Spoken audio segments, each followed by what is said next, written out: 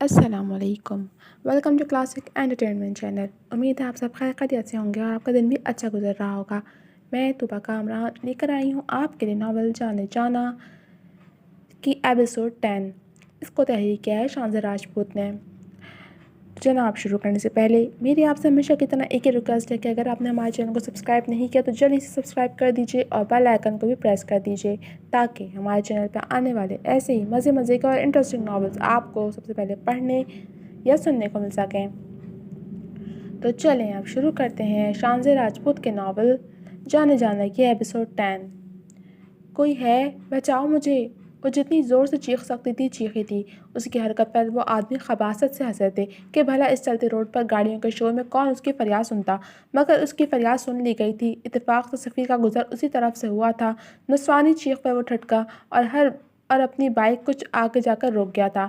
उसने पलट कर देखा तो उसकी आंखों में खून उतर आया। बाइक के हैंडल पकड़े उसकी मुट्ठियाँ भींच गईं। वो एक झटके से बाइक से उतरा था। दूर हटो कंधे इंसान, प्लीज़ समबडी हेल्प मी।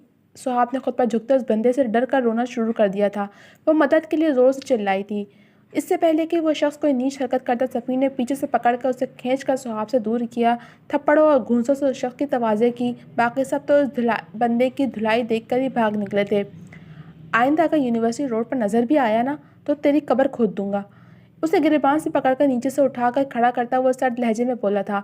फिर जोर से धक्का देकर सफ़ीर ने आस्तीन से चेहरे पर आया पसीना पोंछा और सुहाब की जानिब मुड़ा जो इस झगड़े पर खौफजदा सी खड़ी थी। उसे देखकर सफ़ीर के माथे पर बल पड़े। दावत नज़ारा बनकर चलेंगी तो ऐसी वारदातें तो होंगी। ये दुपट्टा गले में डालने के लिए नहीं, सर पर ओढ़ने के लिए होता है। और ये पांचों पर गौर करें, सारी पिंडलियाँ दिख रही हैं। सुहाब सुर खुदी खजालत से पिंडलियाँ देखने लगी। इतने ऊंचे ऊंचे पांचे गटर साफ करने वाले भंगियों के होते हैं। सफ़ीर ने उसकी ड्रेसिंग पर गहरी चोट की। जाहिल इंसान, तुम्हें तो ज़रा भी ड्रेसिंग सेंस नहीं, इसे फैशन कहते हैं। वो तो चकरा कर रह गई थी। कुछ देर कबल ये सो कॉल्ड फैशन ही वबाले जान बना हुआ था। तुम पेंडू प्रोडक्शन दफ़ा हो जाओ मेरी नज़रों के सामने से, मैं अपने लिए खुद ही काफ़ी हूँ। जब भी मदद के लिए चीख चिल्ला रही थी, सफ़ी ने तलखी से कहा और साथ ही उसे देखने से गुरेज बरता। वो तो उस बंदे की अकड़ पर कुड़कर रह गई। उसे देखकर आहें आधी यूनिवर्सिटी के लड़के आहें भरते थे और एक वो था। खुद चली जाऊंगी, 2 टके के मैकेनिक। वो ज़िद्दी लहजे में अन्नापरस्त बनी खड़ी थी। दुश्मनी बात की मुलाकात के लिए उठाकर रखें, अभी मेरे साथ चले, मैं आपको सही सलामत आपके घर तक छोड़ दूंगा। कि मुझसे लड़ने के लिए भी आपका सलामत रहना ज़रूरी है, जो यहाँ खड़े होकर तो मुमकिन नहीं। कोई भी आपको तड़ने वाला बना सकता है, लिहाजा समझदारी का मुजाहरा करें। वो संजीदगी से उसे समझाता हुआ बोला कि लाख को बुरी मगज़ वो उसे यहाँ बेयारो मददगार तन तनहा सड़क पर नहीं छोड़ सकता था।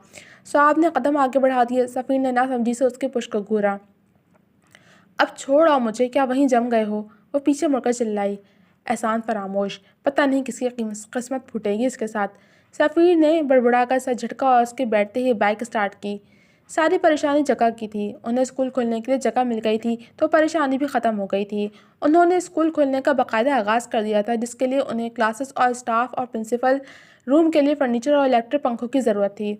उसे वाइट बोर्ड, स्टेशनरी वगैरह के अलावा फ़ाइल फ़ोल्डर्स के साथ साथ बच्चों के लिए कोर्स की भी अशद ज़रूरत थी। पब्लिशर भी बेहतरीन चुने थे। वो फ़ौरी तौर पर यह नहीं कर सकती थी।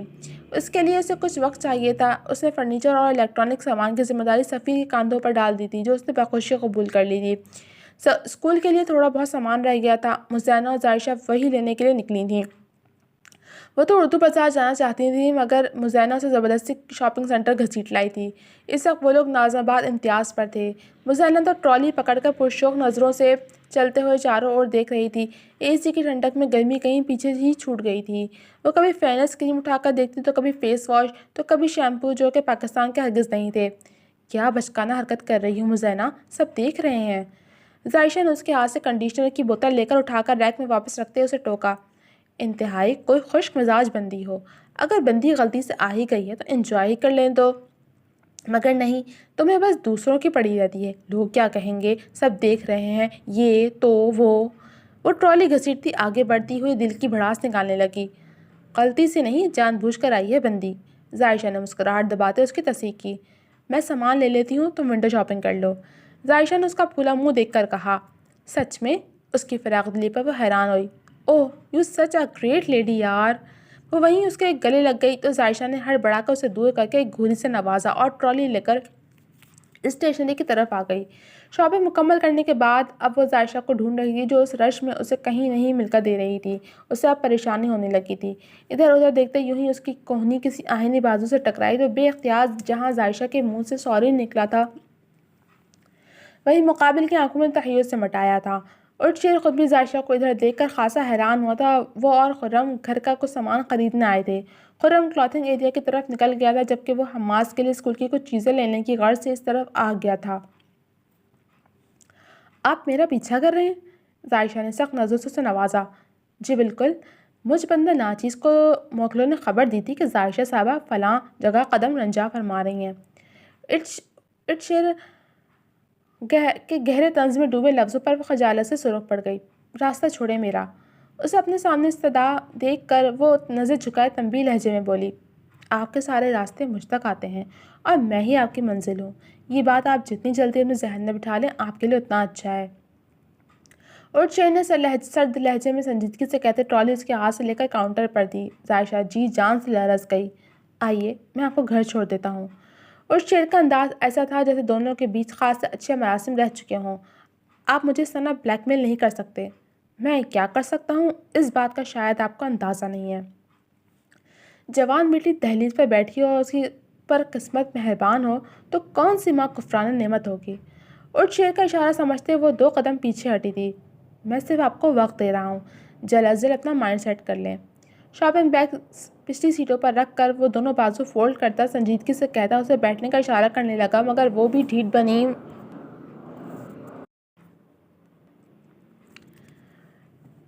وہیں کھڑی رہی تو مجبوراً اور شیر کو قریب آنا پڑا۔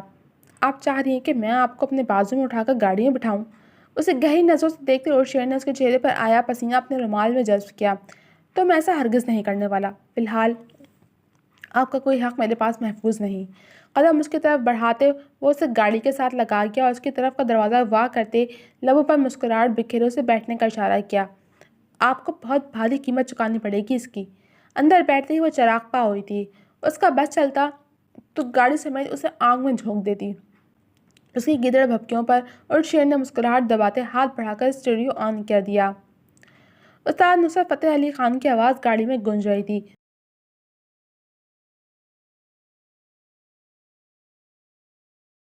چھچورا کہیں کا۔ بڑبڑا کر وہ غصے سے منہ پھیر گئی اور اس کی بڑبڑاہٹ سے وہ خاصا محظوظ ہوا تھا۔ یہ سانگ وہ ہٹانے ہی لگا تھا مگر ذائشہ کے چہرے پر در آنے والے تاثرات اسے مزہ دے رہے تھے۔ اس نے ہاتھ واپس کھینچ لیا تھا۔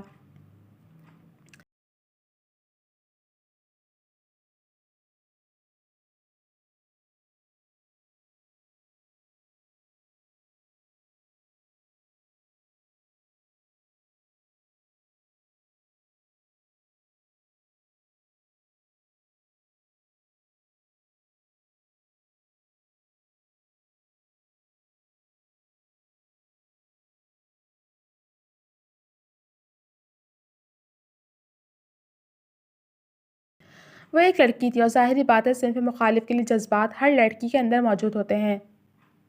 ذائشہ بھی نہ چاہتے ہوئے دونوں ہاتھوں کو باہم مسلتے دل کو دھڑکنے سے روک رہی تھی۔ سرخ چہرے پہ ضبط کا پہرا حسین مورت کو نکھار گیا تھا۔ حیا سے لرزتی پلکیں، دھڑکتا شور مچاتا دل۔ ذائشہ کو لگا تھا دل اس کا نہیں رہا۔ فرنٹ سیٹ پر سمٹ کر بیٹھی ذائشہ کے دل نے بھی اٹھ شیر کی دھڑکنوں کی لے پر دھڑکنا شروع کر دیا تھا اور وہ دل کی اس بے اختیار پر لب کچل کر رہ گئی تھی۔ 2 دل ایک ساتھ ایک دوسرے کے لیے دھڑکنے لگے تھے۔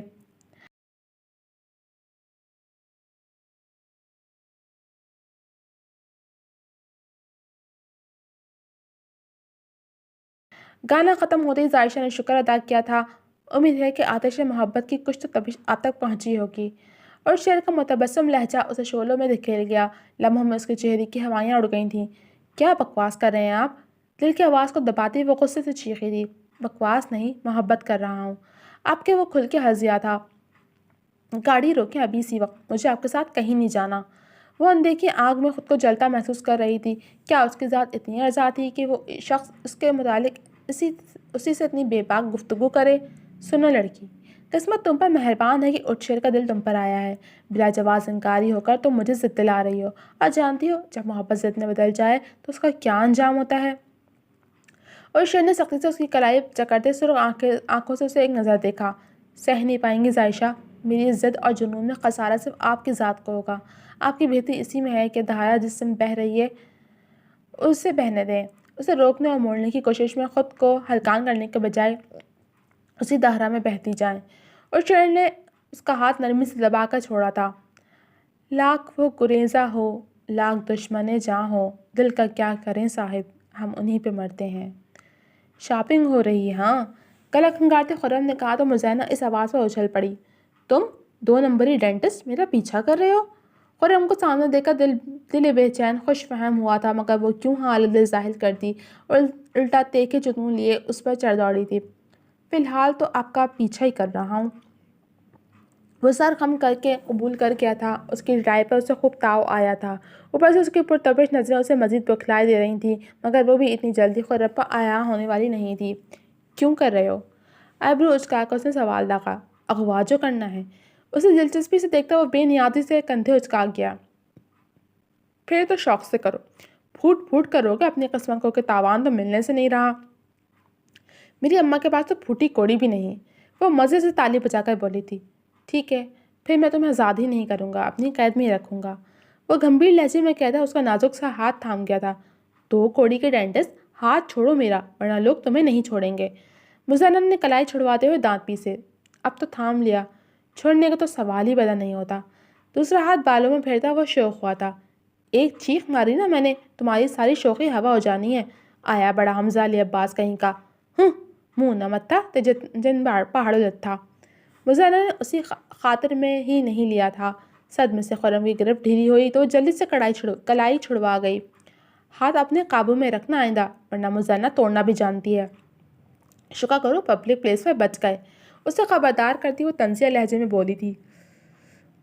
ہاتھ کا تو پتہ نہیں، پر دل توڑنا ضرور جانتی ہو۔ خرم نے اسے شرم دلانی چاہی، اس دفعہ وہ واقعی شرمندہ ہو گئی تھی۔ چلیں آپ کو گھر چھوڑ دوں، آپ کی سہیلی کو اٹھشیر لے کیا ہے، اور وہ اس کے ساتھ کیوں ہے، اور میں کیوں آپ کے ساتھ جاؤں؟ کمر پر ہاتھ رکھ کر وہ کڑے تیور لیے خرم کو گھورنے لگی۔ تو پھر ٹھیک ہے، اکیلی یہاں سڑتی رہیں، میں تو چلا۔ اس کو چڑھاتا ہوا وہ گاڑی کی چابی سیدھے ہاتھ کی شہادت کی انگلی میں گھماتا ہوا پارکنگ کی طرف بڑھ گیا۔ ارے ایسے کیسے آپ مجھے چھوڑ کر جا سکتے ہیں؟ آپ کو ذرا بھی شرم نہیں آئے گی؟ مزینہ تقریباً اس کے پیچھے بھاگی تھی۔ آپ کو آتی ہے سوال کرتے وقت شرم؟ لو بھلا، سوال کرنے میں کون شرماتا ہے؟ وہ پھرتی سے گاڑی کا دروازہ کھول کر بیٹھ گئی، مبادا وہ واقعی اسے چھوڑ کر نہ چلا جائے۔ خرم نے اپنی بے ساختہ امرتی مسکراہٹ ضبط کی، ورنہ مزینہ کی حرکت پر دل تو اس کا کہکا لگانے کو کیا تھا۔ مزینہ کو وہ گھر تک چھوڑنے آیا تو وہ مروتاً اس سے اندر آنے کا پوچھ بیٹھی۔ وہ بھی شاید آج موڈ میں تھا، تبھی سر خم کرتا اس کے پیچھے اندر بڑھ گیا، مگر گھر میں ظائشہ کو نہ پا کر وہ پریشان ہو گئی۔ جس پر خرم نے اسے تسلی دی کہ وہ خریداری کر رہی تھی تو ظاہری بات ہے دیر ہو گئی ہوگی۔ وہ مطمئن ہو گئی تھی۔ وہ پارس کے ساتھ کچن میں کام کر رہی تھی۔ ظائشہ تیزی سے اندر آ کر کمرے میں گھس گئی۔ اسے کیا ہوا؟ اس نے حیرانی سے استفسار کیا۔ مجھے کیا پتا؟ پارس نے مصروف انداز میں کندھے اچکائے۔ یہ سامان کہاں رکھنا ہے؟ دونوں ہاتھوں میں شاپرز اٹھائے وہ کچن کی طرف آ گیا تھا۔ یہ ادھر اس کمرے میں رکھ دیں۔ مزینہ اسے صفی کے کمرے میں لے آئی تھی۔ آپ کے دوست اس کمرے میں ہیں؟ اس کی الجھن سمجھتے مزینہ نے دوسرے کمرے کی طرف اشارہ کیا۔ السلام علیکم۔ ساجدہ بیگم کو دیکھتے عرشیگ نے سلامتی بھیجی اور ان کے آگے جھک کر پیار لیا اور خرم کے ساتھ ہی ٹک گیا۔ خالدہ بیگم بھی وہیں موجود تھیں۔ دونوں خوبرو جوان لڑکوں کو دیکھ کر وہ خاصی متاثر ہوئی تھیں۔ کیا نام ہے تمہارا؟ میرا نام عرشیر ہے۔ شرٹ کے اوپری بٹن کھول کر وہ آرام دہ حالت میں بیٹھ گیا۔ بڑا ہی پیارا نام ہے۔ اوہ خرم بھائی، کیا کرتے ہو تم؟ اب ان کا رخ خرم کی جانب تھا۔ میں ڈاکٹر ہوں، دانتوں کا۔ عرشیر نے بولنا ضروری سمجھا تھا۔ خرم نے دانت کھچکھچائے۔ اچھا، تو تم ڈینٹسٹ ہو؟ یہ تو اچھا ہو گیا بھائی، میری بیٹی کا بھی حال ہی میں دانت خراب ہو گیا تھا۔ بھلا اس بچی کا جو بر وقت اسے کلینک لے گئی، اس کا تو خون ہی نہیں رک رہا تھا۔ خیر سے اب تو گھر کا ہی ڈاکٹر ہو گیا ہے، کوئی مسئلہ ہوگا تو تم سے ہی رابطہ کریں گے ہم۔ خالدہ بیگم لگتا تھا پوری تفصیل بتانے کا اور آفر سے استفادہ اٹھانے کا ارادہ رکھتی ہیں۔ جی بالکل، میرے کلینک کے دروازے آپ لوگوں کے لیے ہمیشہ کھلے ہیں۔ Most welcome aunty. وہ کھلے دل سے آفر دے رہا تھا۔ وہ تو نہال ہی ہو گئی تھیں۔ ہونے والی ساس کو پٹا رہا ہے، گڈ جاب۔ عرشیر نے سرگوشیانہ انداز میں اسے داد دی تھی، جس پر وہ خوخار نظروں سے گھور کر رہ گیا۔ آپا تمہیں کیا ہوا ہے؟ اتنی لال کیوں ہو رہی ہو؟ اس کے ضبط سے سرخ ہوئے چہرے کو دیکھ کر پارس نے روٹی توے پر ڈالتے پوچھا۔ اور شیر بھائی کی ہمراہی میں سفر کیسا رہا؟ کیا کچھ کہا انہوں نے؟ چہرے پر شرارتی مسکراہٹ سے جائے مزینہ نے اسے کندھا مارتے ترنگ میں کہا، شٹ اپ مزینہ۔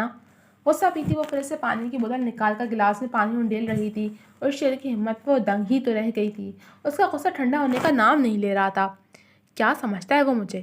کیا میں دوسری لڑکیوں کی طرح ہوں جو اس کی محبت کے جال میں پھنس جاؤں گی، وقت گزاری کا سامان بنوں گی؟ اوہو مسٹر خورشید، میں بے مول نہیں ہوں، میں بہت انمول ہوں۔ آپ جیسے کلی کلی منڈلانے والے مردوں کو بخوبی جانتی ہوں، جن کے لیے محبت محض دل بہلانے کا ذریعہ ہے۔ آپ جیسے امیر لوگ دل لگاتے نہیں بلکہ دکھاتے ہیں۔ تنفر سے سوچتے اس نے یک ٹھنڈے پانی کا آخری گھونٹ حلق سے اتار کر گلاس سلیب پر یوں پٹکا جیسے وہ گلاس نہیں بلکہ اٹھ شیر ہو۔ یہ تم غصے میں پھن پھیلائے کیوں بیٹھی ہو؟ مزینہ کھونچتی نظروں سے اس کے چہرے کا جائزہ لے رہی تھی۔ کیا ضرورت تھی اسے روکنے کی؟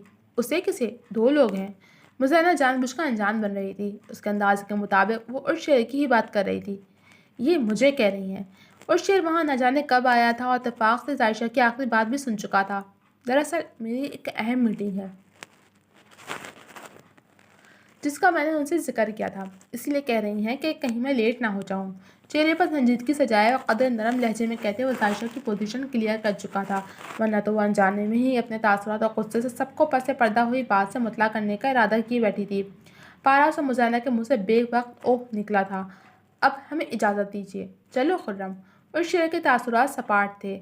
ایسے کیسے بیٹا؟ کھانے کھائے بغیر میں تمہیں جانے نہیں دوں گی۔ تیسری دفعہ آئے ہو میرے گھر پر اور اب بھی سوکھے منہ جا رہے ہو۔ پارس، مہمانوں کے لیے کھانے کا انتظام کرو۔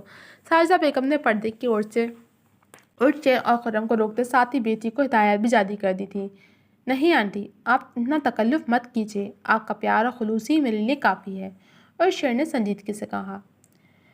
جی تو جناب، کیسی لگی آپ کو یہ ایپیسوڈ؟ امیدیں پسند آئی ہوگی۔ کمنٹ سیکشن میں اپنی رائے کا اظہار ضرور کیجیے گا۔ جلد ملوں گے آپ سے اگلے قسط کے ساتھ، تب تک کے لیے اللہ حافظ۔